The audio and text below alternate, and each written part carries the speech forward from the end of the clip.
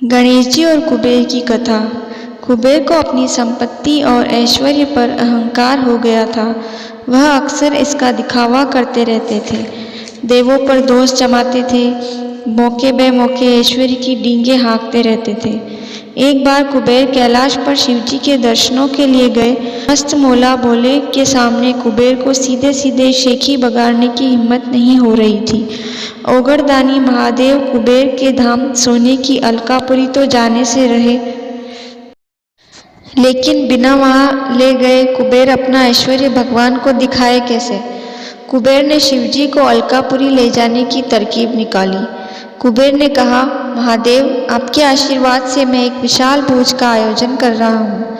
इसमें सभी देव, यक्ष, नाग, किन्नर, गंधर्व आदि आमंत्रित हैं, लेकिन बिना आपके पधारे वह आयोजन अधूरा रह जाएगा। शिवजी तो अंतर्यामी ठहरे, उनसे कोई क्या छिपा सकता है।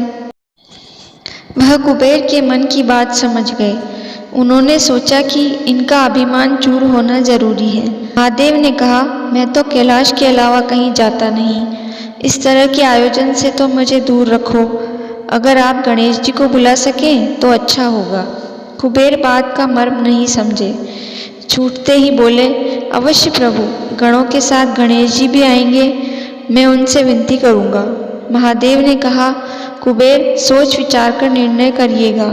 हमारे लंबोदर की खुराक कुछ ज्यादा है। कई बार वह भोजन करना आरंभ करते हैं तो कई दिनों तक रुकते नहीं। कुबेर का अभिमान जागा। प्रभु, मैंने जितना बड़ा आयोजन रखा है उतना बड़ा आयोजन आज तक किसी ने न तो किया है और न ही कर सकेगा। कुबेर गणेश जी को निमंत्रण देने गए। गणेश जी भी दिव्य दृष्टि से सारी बातें जान गए। उन्होंने निमंत्रण स्वीकार तो लिया, लेकिन कुबेर को सावधान किया कि भोजन की कमी न होने पाए।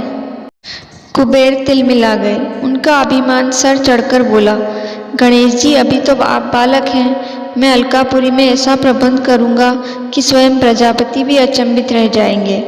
भोज में गणेश जी तब पहुंचे जब सारे देवता भोजन कर चुके थे।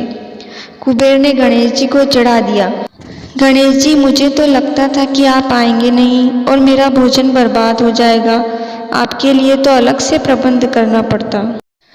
गणेश जी ने आसन लगाया और बोले, भोजन लाओ, आज मैं भरपेट भोजन करूंगा। गणेश जी ने खाना शुरू किया और थोड़ी देर में कुबेर की रसोई खाली हो गई। नौकरों ने झटपट और भोजन पकाया। लंबोदर के सामने कुबेर के नौकर भोजन से भरी थाली रखकर खड़े भी नहीं हो पाते और गणेश जी आंख मूंदकर गटक जाते और नई फरमाइश कर देते। उनकी थाली खाली होने लगी। गणेश जी ने कहा, कुबेर, आपके स्वादिष्ट पकवानों ने मेरी भूख जगा दी। मैं ठहर नहीं सकता। अगर भोजन नहीं मिला तो मैं आपको ही खाऊंगा। कुबेर के पसीने छूट गए, प्राण खतरे में नजर आने लगे। मृत्यु को सामने देख वह ब्रह्मा जी के शरण में भागे। ब्रह्मा जी ने कहा, कुबेर, आपके अभिमान से यह सब हुआ है। अब शिव जी के अलावा कोई दूसरा नहीं बचा सकता आपको। कुबेर कैलाश भागे और शिव जी के चरणों में लौट गए। अपने अपराध के लिए क्षमा मांगी और काल रूपी गणेश जी से रक्षा की प्रार्थना की। महादेव ने कहा, गणेश जी को पान से भरी थाली परोस दो। कुबेर ने अपने हाथों से पानों का बीड़ा सजाकर पूरी थाली गणेश जी के सामने रख दी। क्रोध में गणेश जी उसे गटक गए और भोजन की मांग करने लगे। बजाय और भोजन का प्रबंध करने के कुबेर चुपचाप हाथ जोड़कर खड़े हो गए। गणेश जी कुबेर को दबोचने के लिए बढ़े तो ब्रह्मा जी ने टोका। ब्रह्मा जी ने कहा, गजानन, शास्त्रों के अनुसार अब आपका भोजन पूर्ण हो चुका। पान तो मुख शुद्धि है जो भोजन के बाद ग्रहण किया जाता है। आपने तो पान भी खा लिया। कुबेर को आप क्षमा कर अभय दान दें। कुबेर ब्रह्मा जी का संकेत मिलते ही गणेश जी के पांव में लौट गए। ब्रह्मा के वचनों से गजानन का क्रोध शांत हो गया। उन्होंने कुबेर को क्षमा कर दिया। गजानन ने कुबेर को आशीर्वाद दिया कि मेरे आशीर्वाद से कभी तुम्हारा कोष खाली नहीं होगा।